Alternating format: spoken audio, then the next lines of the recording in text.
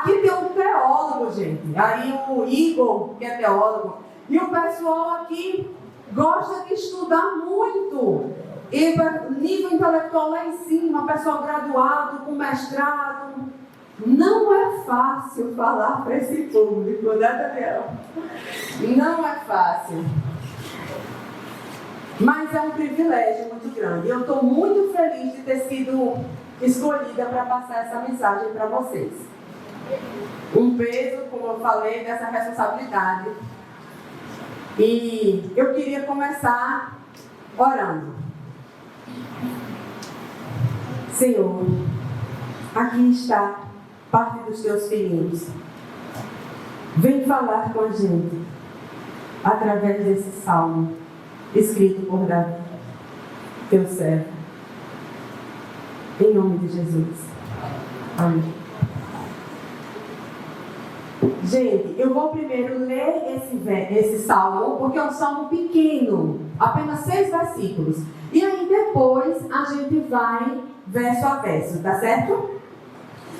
O salmo do pastor, tem lá: o Senhor é meu pastor, nada me faltará.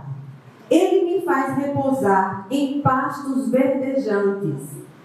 Leva-me para junto das águas de descanso. Refrigera minha alma. Guia-me pelas veredas da justiça, por amor do seu nome.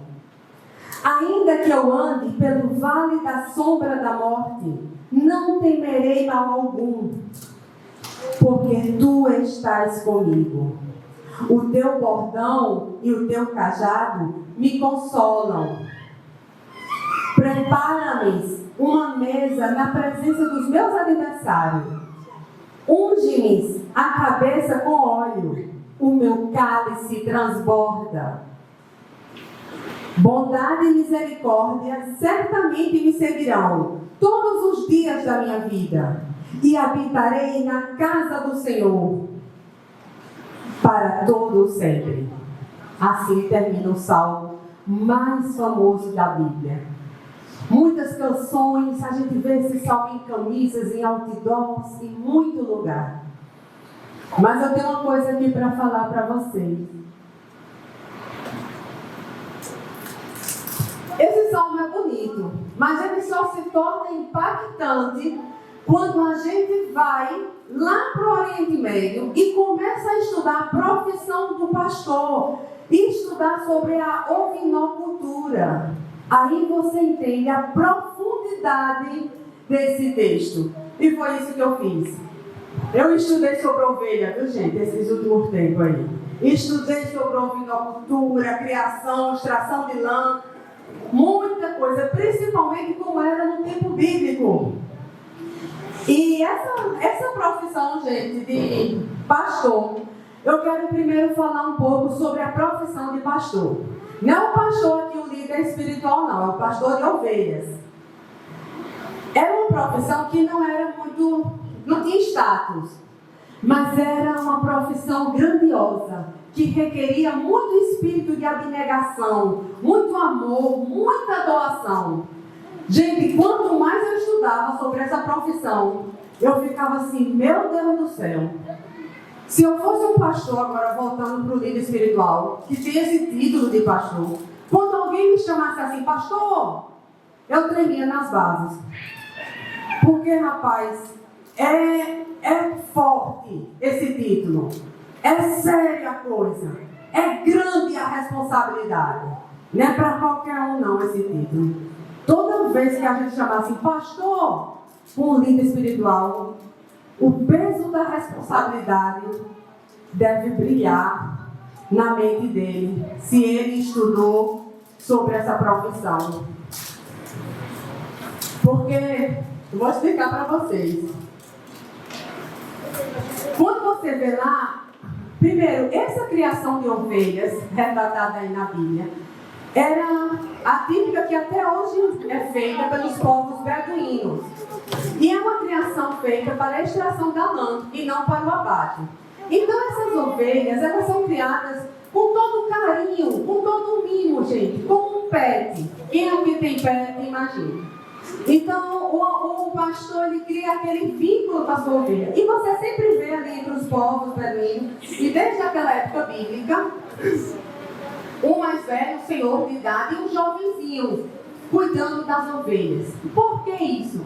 Porque caso o mais velho tenha que se ausentar por algum motivo, a ovelha vai se identificar com o pastorzinho estagiário ali, que já vem acompanhando com ela. Por quê?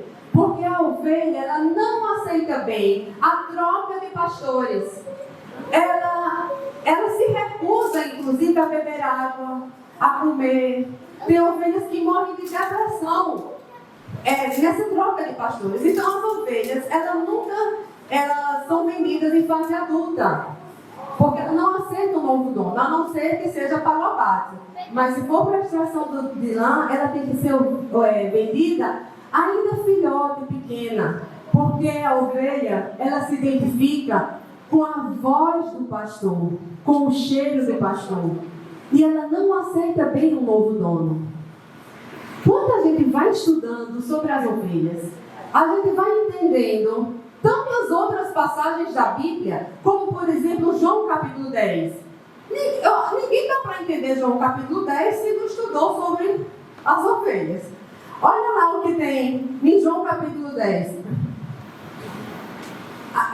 Diz assim, mas antes de ler esse verso eu vou explicar para vocês outra foto, essa daqui, ó. Vocês estão vendo aqui o pastor na porta de um aprisco feito de pedras, bem típico dessa época. E aqui as ovelhas saindo para a pastagem e o pastor fica aqui na porta, conferindo uma a uma. E olha esse verso que diz assim. Sim, o aprisco, esse detalhe é importante. O aprisco ele era todo fechado por conta dos predadores. E as ovelhas são presas, né? As ovelhas elas não têm autodefesa. Elas são animais extremamente dóceis. E precisam muito dessa proteção. Aí lá em João capítulo 10 diz assim: a este porteiro, Jesus se compara aqui em João capítulo 10 como o supremo pastor, o pastor dos pastores. E aí diz assim: a este porteiro abre. Ali a porteira. As ovelhas ouvem a sua voz e chama pelo nome as suas ovelhas. O nosso pastor nos chama pelo nome. Ele sabe quem a gente é. Ele se identifica com a gente e traz para fora. E quando tira para fora as suas ovelhas, vai adiante delas. E as ovelhas o seguem, porque conhecem a sua voz. As ovelhas conhecem a voz do pastor. Quando eu estava estudando sobre isso, eu fiquei assim um pouco pensando se é refletido, se é realmente tão saudável essa troca tão brusca de pastores que nós temos, né? Já que o pastor precisa conhecer a gente pelo nome, conhecer a nossa história e nos chamar pelo nome. Agora vamos para os próximos, o primeiro verso aí. Agora vocês entenderam um pouquinho sobre ovelhas. Ainda vai ter mais algumas curiosidades que eu vou trazer. O primeiro verso diz assim: o Senhor é o meu pastor, nada me faltará. Esse texto foi escrito em hebraico. A melhor tradução para esse primeiro versículo, que mais se adequa, vocês aqui, muitos já devem ter escutado várias vezes, mas outros aqui talvez não, que a melhor tradução seria: o Senhor é meu pastor, de nada tenho falta. Essa é a tradução mais apropriada. De nada tenho falta. E aqui, vocês veem a foto de um pasto verdejante. Será que isso é um pasto verdejante mesmo, meninos? Cheio de pedras, pedregulhos, um pouquinho de verde ali, um pouquinho de verde acolá. Quando a gente imagina pastos verdejantes, como nas bíblias infantis, um pasto bem verdinho, né? Mas não era assim, estamos falando de deserto. E aqui, esse é considerado um pasto verdejante no Oriente Médio. Ou seja, não tem nem muita fartura, né? Mas o Senhor é o meu pastor. De nada tenho falta. Sabe aquele ditado que diz: um pouco com Deus é muito? E aqui já era mais do que o suficiente para as ovelhas. Deitar-me faz em pastos verdejantes. Agora vamos para o próximo verso, que diz assim: guia-me mansamente a águas tranquilas. Agora vai aí outra curiosidade sobre as ovelhas. As ovelhas é um animalzinho extremamente medroso. Tão medroso que eles não bebem água em correnteza. Se tiver uma cachoeira e barulho, a ovelha se recusa a beber água. Por isso que o verso fala águas tranquilas. Vocês sabiam que as ovelhas, elas são capazes de se assustar até com a sua própria imagem, o seu reflexo na água, e se ela ficar ao pé de não beber água, ela não bebe mesmo não. E o pastor tem que perceber, naquele rebanho ali todinho, se a ovelha bebeu ou não bebeu água suficiente. E aí o que ele faz? Ele tem que ir juntar um pouco de água assim na mão e dar na boca da ovelha, tratando a ovelha de forma individual. Aí aqui lá em João capítulo 10, Novo Testamento, só nesse contexto a gente entende lá o Novo Testamento, quando Jesus diz assim: eu sou o bom pastor, conheço as minhas ovelhas e elas me conhecem. O pastor trata a gente de forma individual. É por isso que eu me recuso a sermos tratados como em massa, a grande maioria. Nós não somos franquias. Não somos. Deus não trata a gente como multidão. Deus trata a gente de forma individual. Cada um tem o seu gosto. Eu tenho 3 filhos. Cada um tem um gosto musical. Cada um tem um gosto, um modo de se vestir. Eu também agora tenho 3 coelhos, viu gente? Um branco, um douradinho e um cinza. A cinza é uma fêmea. Ela não gosta de colo. Ela é muito medrosa. Ela sempre corre assim que eu chego. Os outros vêm para perto de mim, mas eu só consigo alisar a cinza ou segurar ela no colo quando ela está comendo. Aí eu ainda consigo. Mas cada um tem a sua peculiaridade. Deus fez isso com os animais, cada um com a sua personalidade. E nós humanos seríamos diferentes? Por que temos que tratar todos da igreja de forma igual? Não temos. Temos gostos diferentes, sim. E é normal que tenhamos. Deus é o Deus da pluralidade, da diversidade. Aí eu vejo outra coisa aqui. Tem um outro momento que... acho que travou aí, né? Vê se travou, Jordão. Opa! Foi demais? Pronto. Ó, gente, tem um outro momento que é na chegada do aprisco. O pastor novamente se coloca na porta do aprisco. E é outro momento que o pastor trata a ovelha de forma individual. Uma a uma. Elas vêm chegando e ele vai conferindo o focinho se está machucado, se ela arranhou com algum espinho em alguma pedra. E ele vai tratando as ovelhas de forma individual. E só quando a gente entende essa criação de ovelhas aqui, dessa época, a gente entende novamente João capítulo 10, quando diz assim: eu sou a porta. Jesus diz: eu sou a porta. Cada ovelha tinha que passar pela porta. Eu sou a porta. Quem entra por mim será salvo. Entrará e sairá e encontrará passagem. Cada um importa. Ninguém ficará para trás. Daí a gente entende melhor outra parábola das 99 ovelhas. Quando cada um importa. Uma vez, infelizmente, eu fui abordada por um líder da igreja que falou assim: não, Eveline, na nova adequação do estilo de vida que a pessoa determina que é o estilo de vida cristão e esse seja o correto, alguns se sairão, ficarão para trás, se perderão, vão sair mesmo da igreja. É normal nessa adequação. Mas quando eu vou para a Bíblia, não é isso que eu encontro. O pastor não deixa ninguém para trás. Não deixa nenhuma ovelha para trás. Se importa com cada uma delas e com a individualidade de cada uma delas. E nessa ocasião, até nessa conversa, eu falei: não, pastor, ninguém ficará para trás. Nesse momento, no retorno para casa, as ovelhas eram ungidas com óleo. Esse óleo, gente, ele era, viu, Miguel? Esse óleo que colocava aqui, ó, na cabecinha da ovelha, ele era cicatrizante, caso a ovelha tivesse sido ferida. E também tinha outra função. Esse óleo era um repelente.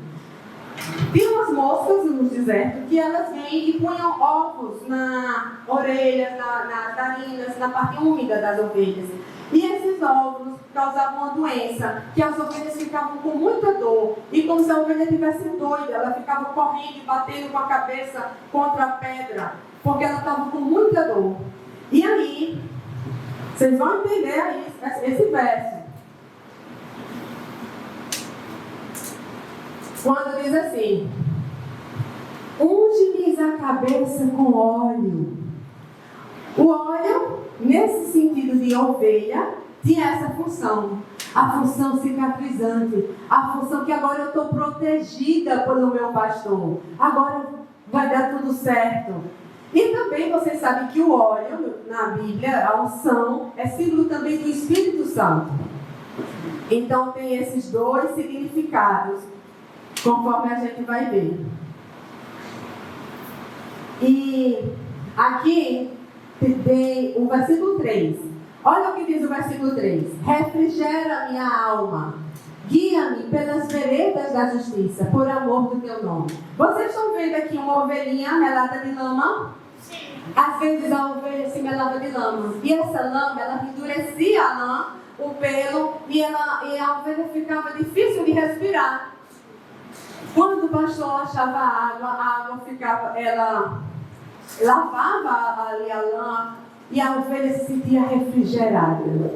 Refrigera minha alma, aliviada. O termo hebraico, esse verbo que diz aí, refrigera, tem ali até os significados que eu coloquei: restauração, revivificação, alívio. A ovelhinha parecia que quando tirava aquela lama que comprimia os pulmões, a respiração da ovelhinha, como é que ela fazia?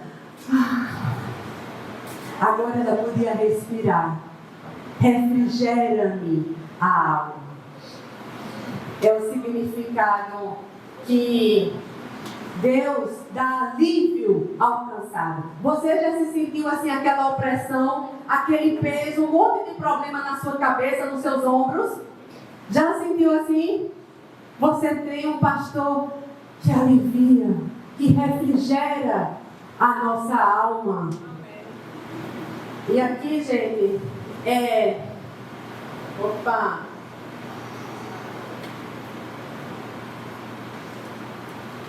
Peraí. Essa aqui é uma das partes mais bonitas que eu acho do verso. Sabe? Fica no central. Aí, que diz assim: ainda que eu ande pelo vale da sombra da morte, não temeria mal algum, porque tu estás comigo. Aí olha lá em João capítulo 10, diz assim: as minhas ovelhas ouvem a minha voz, eu as conheço e elas me seguem. Por que isso? Vocês estão vendo aí Davi com a flauta, com a harpa? Sim. Tocando a harpa? As ovelhas, elas são animais extremamente medrosos, como eu falei. Imagina ela passar pelo Vale da Sombra da Morte. O Vale da Sombra da Morte, gente, é um local real, viu? É um local geográfico real, que é chamado aqui, ó, ele fica entre Jerusalém e Jericó, chamado de Wall de Gete. Tá vendo aqui, nessa foto? Inclinações, locais íngremes. Imagina um animalzinho extremamente medroso atravessar esse Vale da Sombra da Morte. Vocês acham que eles iriam conseguir facilmente? Sim. Difícil, né? E aí, o que acontecia? O que os pastores faziam? O pastor, ele ia na frente, tocando algum instrumento, no caso de Davi, a harpa, e as ovelhas iam se acalmando, escutando a voz do pastor, o canto ou o instrumento musical, e elas iam formando uma fila indiana assim, ó, e só assim, escutando a voz do pastor, elas conseguiam atravessar o vale da sombra e da morte. Já pensou? Eu vi uma reportagem de rebanhos ali dos beduínos, que até hoje eles usam essa estratégia. E um rebanho, 100, 200 ovelhas, ia passar por outro rebanho de 200, 300 ovelhas. E a gente fica olhando assim, pronto, e agora? Como é que vai ser? Vai se misturar tudo. E aí um pastor começa a cantar, o cantarolar dele, e o outro pastor começa a cantar. E os rebanhos se cruzam assim, ó, passam um pelo outro, sem se misturar nenhuma. Cada ovelha concentrada na voz do seu pastor e vai seguindo. Por isso a gente entende agora o versículo que diz: as minhas ovelhas ouvem a minha voz e me seguem. Entenderam agora o que quer dizer esse verso? Então eu acho muito lindo essa parte aí dessa travessia do vale. E diz assim, ó, também continuando no verso 4: a tua vara e o teu cajado me consolam. Durante esse percurso ali do vale da sombra da morte, vocês sabem que o pastorzinho, ele usava o cajado e a vara. Podia ser em pontas contrárias. O cajado é aquela parte que tem a curva, que servia para resgatar a ovelha caso ela caísse em algum buraco. Engrenava no pescoço da ovelha e trazia de volta. E a vara tanto servia para disciplina, caso a ovelha saísse do local. E sim, pasmem, Deus disciplina assim. Olha lá, o Senhor repreende aquele que ama. A gente que é pai e mãe aqui sabe que é necessário, quando a gente ama, a gente repreende. Assim, e Provérbios fala: assim como o pai ao filho a quem quer o bem. Então essa vara, e vocês, outra utilidade da vara, não servia apenas para disciplina, era com a vara que o pastor afugentava os predadores, o leão, o urso. Então agora vamos entender o verso. Vocês sabiam que esse cajado, essa vara que se divide aqui, ó, em 3 pontas, essa ferramenta se transformava como se fosse um estilingue, a baleadeira. E aí o pastor poderia acertar o predador. Agora, diante desse contexto, a gente vai entender esse verso: a tua vara e o teu cajado me consolam. Por que consolar? Como assim a vara vai consolar? Esse termo hebraico, consola, está no sentido de me encoraja. E consola também, pode também ser traduzido como consolo, porque a vara e o cajado de Deus era sinal que o pastor estava ali. E se o pastor estava ali, ia dar tudo certo. O pastor estava ali para me proteger do predador, o pastor estava ali para me resgatar, o pastor estava ali para me colocar no caminho certo. Ah, que alívio! A vara e o cajado me consolam. O pastor está aqui. Então está tudo certo. O cajado e a vara me consolam. Olha aqui, gente. Vocês sabem? Sim, uma pausa aqui. Primeiro para eu beber água. Eu tenho muita sede quando eu vou falar aqui na frente. Já está acabando aqui. Vocês sabem quem escreveu o Salmo 23, né? Mas se alguém aqui não sabe, foi Davi. E quem foi Davi? Gente, eu sou apaixonada pela história de Davi. Não é à toa que eu casei com Davi, né? Eu sempre fui apaixonada pela história de Davi. Então, eu gostei muito de ter sido escolhida para falar esse salmo, porque eu falo desse salmo e desse personagem com paixão. Por que eu falo com paixão? Porque Davi, ele era aquele homem destemido. Ele era aquele homem corajoso. Tinha umas coisas que não eram muito bom que ele fazia, porque ele era inconsequente. Ele dava na toalha, dava na teia e ele partia para cima. No entanto, que quando apareceu um urso e um leão, ele partiu para cima para defender suas ovelhas. É doido ou não é doido um cara desse? Você partia para cima para defender seu pé? É difícil, né? E aí, gente, Davi se arriscar, gente, não era um predador comum, não, normal não. Era um urso enorme, gigante, e Davi partiu para cima. E vocês viram como Davi partiu para cima de Golias também. E também partiu para cima de Betseba. Ele era inconsequente. Mas ele tinha esse lado assim. Acho que ele era sanguíneo, viu? Os psicólogos aí podem avaliar melhor. Mas ele era aquele homem sangue no olho, e ele era verdadeiro, ele amava mesmo. E olha lá, vocês sabem que Davi fez isso pelas suas ovelhas. E olha lá em João 10, o que diz? Eu sou o bom pastor, e o bom pastor dá vida pelas suas ovelhas. Entenderam, gente? O pastor tem que estar disposto a dar vida pelas suas ovelhas. Não é dar só um emprego, não. É dar vida pelas suas ovelhas. Por isso que é muito grandioso esse título de pastor. Eu fico até com pena dos pastores. Depois que eu estudei isso, eu digo, rapaz, é cobrar demais dos coitados. Querer que eles deem a vida deles por a gente. Né? Só Deus mesmo. É difícil. E aí, eu queria falar que, acho que eu passei. Gente, eu queria falar aqui o seguinte, que aqui, olha, vocês sabem que Davi era assim, destemido, corajoso e amava a Deus. Pense numa graduação, é essa, é você ser pastor de ovelhas.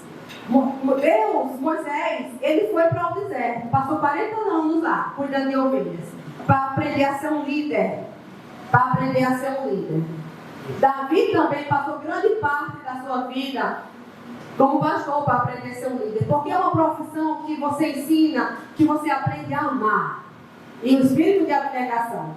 Então, Davi era assim com as ovelhas. Quando ele foi no acampamento, estava tendo uma guerra lá, né, com os filisteus. Quando ele viu Golias afrontando o Deus dele, o Deus vivo, ele disse, quem é esse filisteu incircunciso? Não, vocês estão com medo dele, é? Não, eu vou lutar com ele. Sendo que Davi um guri, tamanho de nada, pequeno.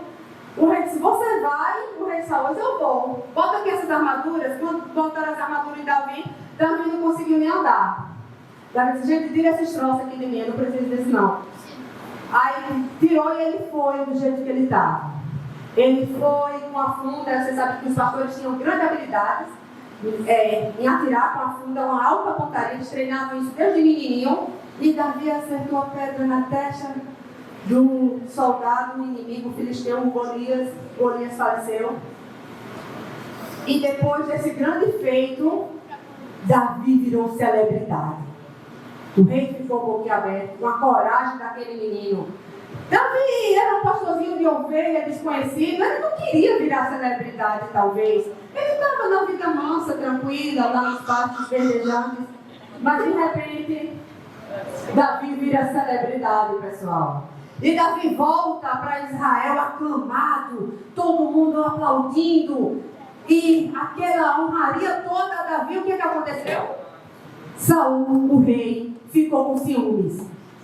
Ih, rapaz, esse negócio está me cheirando mal. Esse cara vai tomar meu lugar. E Saul começou a perseguir grandemente a Davi. E aí foi que Davi passou pelo vale da sombra da morte da vida dele. O autor desse salmo foi Davi. Por isso eu estou contextualizando a história de Davi. E Davi fugiu e viveu uma vida fugitiva. Saul colocou o seu exército todo atrás de Davi. E Davi vivia assombrado. Davi viveu um período da vida dele, o vale da sombra da morte de Davi. Davi vivia fugindo, a morte o assombrava. A qualquer momento alguém poderia matar. Várias vezes Saul lançou uma lança e Davi teve que desviar. Por pouco ele não morreu. Davi foi se esconder numa caverna. Olha aí o nome da caverna. A caverna de Adulão. E quando eu estava lendo sobre isso, eu fiquei, gente, eu acho que foi nessa caverna. E eu fiquei muito assustada com isso. Porque eu vi que a morte é algo real e que ronda a gente, né? No entanto, que às vezes eu amanheço e não quero sair da cama, porque eu tenho sensação de medo. Acho interessante que essa semana Davi acordou e disse: bora, Belinha, levanta, o sol já está nascendo, o sol a gente vai treinar, depois vai comer, não sei o que. E eu, às vezes, tenho medo de sair da cama, porque eu não sei como vai terminar aquele dia. Medo do desconhecido, medo do amanhã, medo da vida financeira. E depois desse serviço? E depois que terminar essa casa? Quanto tempo vai demorar para vender essa casa? A gente trabalha com construção, né? E depois que terminar? E como vai ser o sustento? Eu não sei quais são os seus medos, mas os medos, todo mundo tem os seus medos. E as coisas que nos assombram. Mas a gente tem que atravessar o vale da sombra da morte. Talvez eu ainda tenha que atravessar. Davi, por exemplo, já é muito mais confiante do que eu acho. Menos assombrado com o amanhã. De tanta experiência que a gente já teve do socorro imediato de Deus. Daqueles momentos que você se sentiu único. Você já teve um momento na vida que você se sentiu único? Você já teve um momento? Porque eu já tive um momento que você diz assim: poxa, eu existo. Aquele momento que você orou no seu quarto, no seu carro, em algum canto que você viu a mão de Deus agindo. Que você vai agir, eu não acredito, não. Deus ouviu minha oração. Como isso acontece, eu não sei. Diante de uma multidão, eu não sei como Ele escuta a minha oração. Mas eu só sei que Ele escuta. E escuta a sua também. Milagres são assim, né? Uma vez eu escutei uma frase que diz: milagres não se explicam, se aceitam. E já teve vezes, milagres muito grandes, de vários tipos de milagres, de saúde, de financeiro também, que você olha assim: caramba, e agora? Eu tenho que pagar essa quantia hoje. E de repente, antes de dar o pôr do sol, sabe, Deus manda um milagre, uma pessoa adianta uma parcela que não estava no script para adiantar, sem você pedir, está lá, resolveu um problema.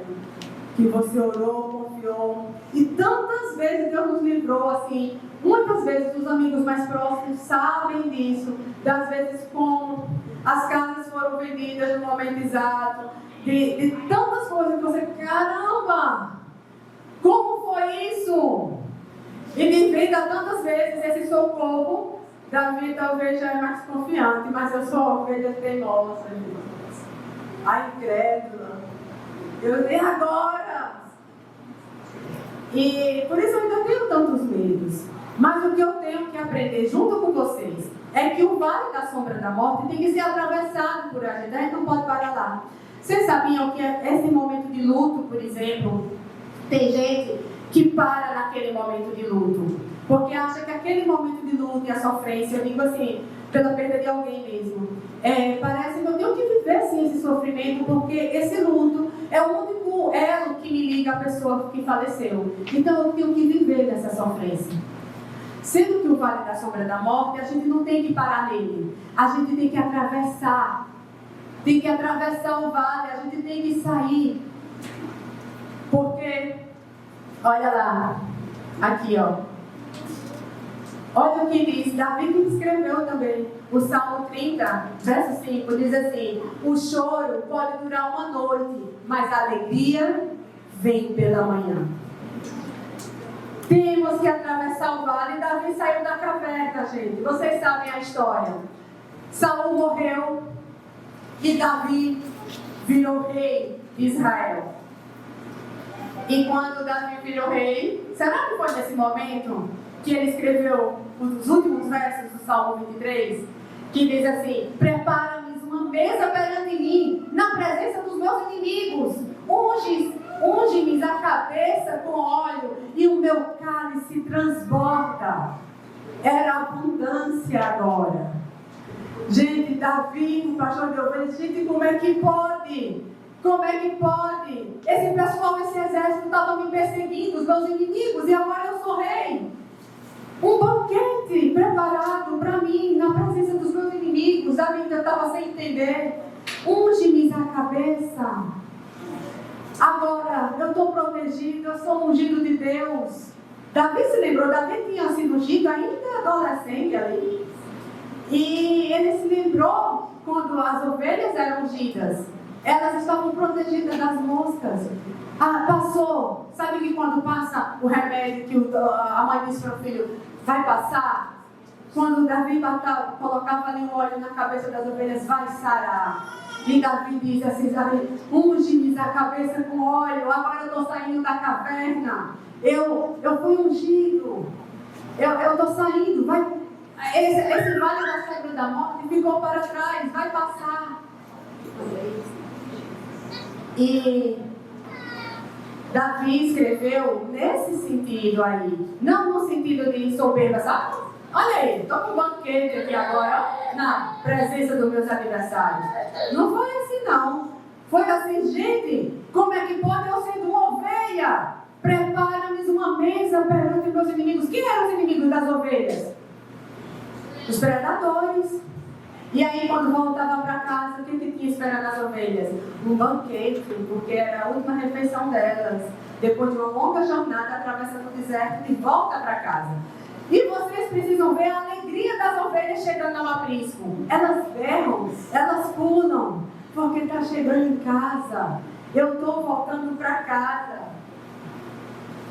E aí me fez refletir uma coisa também, gente.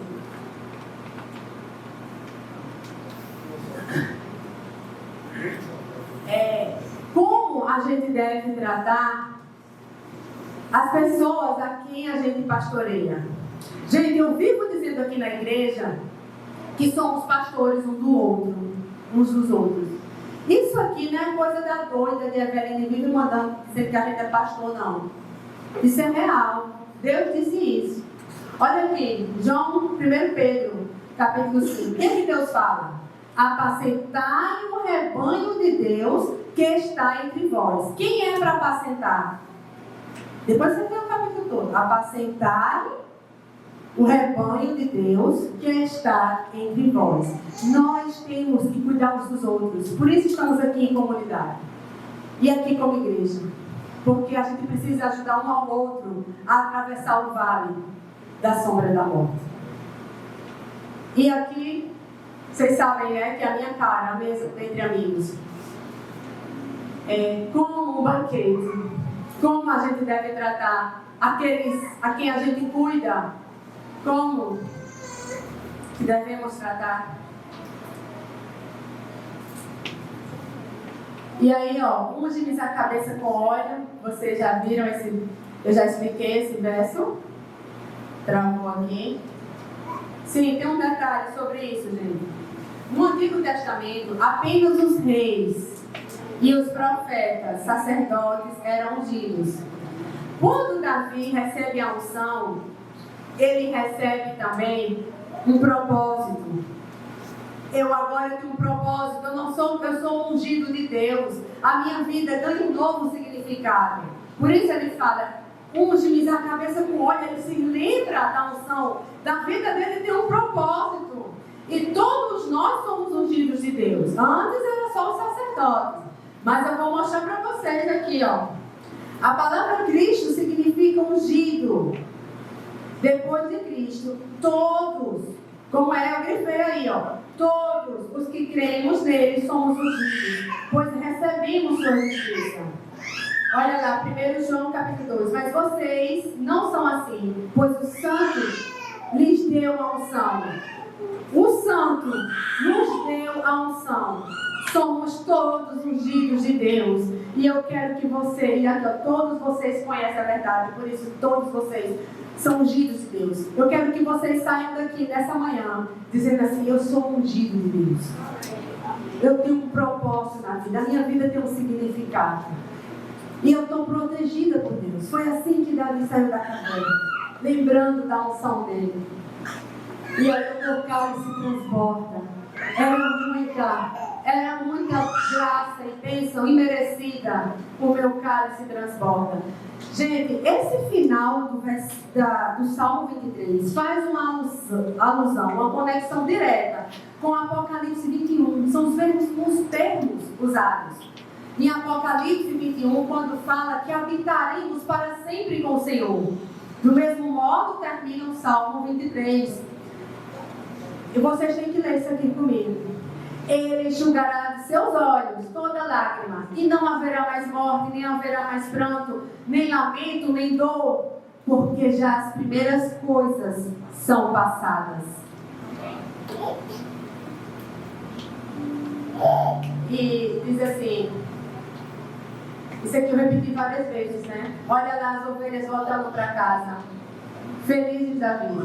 Precisamos olhar para frente e atravessar o vale, focar no aprisco, a nossa morada, focar no chegar em casa, um lugar seguro, onde um banquete nos aguarda.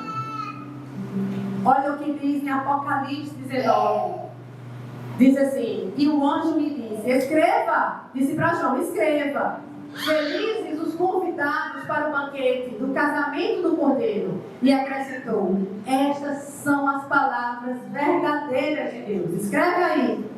O anjo disse, escreve aí. Vai ter um banquete nos aguarda. A gente precisa olhar para frente. E o último verso diz assim, certamente, a bondade e a misericórdia me seguirão todos os dias da minha vida. Aqui eu coloquei a imagem do cachorro perseguindo o gatinho. Me seguindo. A palavra mais correta em hebraico para falar assim, me seguirão, é me perseguirão. Vocês que gostam de videogame, já viram aqueles tipo míssil? Que o boneco corre para um lado, o míssil vai, também corre para o outro, o míssil vai, afunda e vai perseguindo naquele jogo de videogame. Assim a bondade e a misericórdia de Deus nos perseguem por onde a gente for. O cãozinho está perseguindo aí, ó. A bondade e a misericórdia de Deus nos perseguem. Aí, olha lá o que a gente vê, uma conexão com Romanos capítulo 8. Gente, vocês têm que ler comigo. Não sei se dá para enxergar, mas acompanha aí. Porque esse aí é o apóstolo Paulo que escreveu. Porque eu estou bem certo de que nem a morte, nem a vida, nem os anjos, nem os principados, nem as coisas do presente, nem do porvir, nem os poderes, nem a altura, nem a profundidade, nem qualquer outra criatura poderá nos separar do amor de Deus que está em Cristo Jesus, nosso Senhor. Amém. A bondade e a misericórdia de Deus nos perseguem.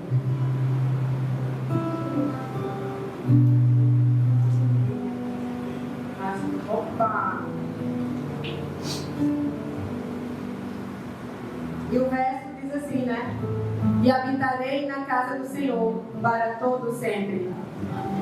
E Apocalipse 21 diz assim, e ouvi uma grande voz do céu que dizia, eis que o tabernáculo de Deus com os homens, pois com eles habitará, e eles serão o seu povo, e o mesmo Deus estará com eles, será o seu Deus. Esse texto é a visão de João, ele vê a Nova Jerusalém descendo. E quando ele, é nessa parte que tem Apocalipse 21, e nessa parte diz assim, Deus, o próprio Deus, o Deus do universo, morará com esse povo aí. E esse povo será os seus filhos. E ele será o seu Deus. Amém. E novamente a mesma expressão hebraica, e habitarei para sempre com o Senhor, lá em Apocalipse 21. Ele será o seu Deus e nós seremos os seus filhos, as suas ovelhas. Esse Salmo 23 é muito profundo. E eu só entendi a grandiosidade dele depois que eu estudei ele assim, mais aprofundado. É muito lindo de ver o amor de Deus por nós, o cuidado. Por isso que eu resolvi chamar esse sermão do incrível cuidado de Deus por nós. A gente não entende o porquê. A gente não entende como Ele escuta nossas orações. Mas eu só sei que Ele cuida da gente. E vai começar, a partir de hoje, uma série sobre além da dor. Por isso eu fui escolhida para abrir essa série com o Salmo 23, falando do cuidado de Deus. A série começa próximo sábado com o doutor Bruno Ribeiro e outros pregadores que seguirão, falando que vem além da dor. Tantas dúvidas, tanta interrogação, né? Vem nas nossas mentes. Por que a gente sofre? Por que isso? Por que aquilo? Dessas doenças. Os meninos vão tentar explicar alguma coisa sobre isso.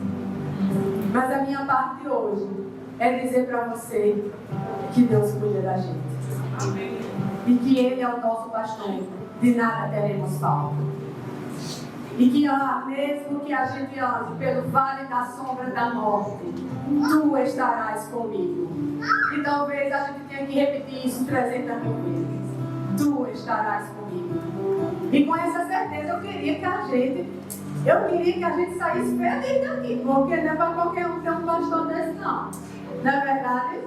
E então, sabe aquela música que Vivian Ama cantou no batismo dela, o meu pastor de adoradores? Eu queria cantar ela de novo, né? Eu queria que todo mundo cantasse agora com mais significado. A gente cantou no início do culto, mas agora talvez vocês estejam com um entendimento mais amplo sobre o Salmo 23. E aí, a gente tem que sair daqui feliz, porque Ele é o nosso pastor e de nada teremos falta. Amém. Amém.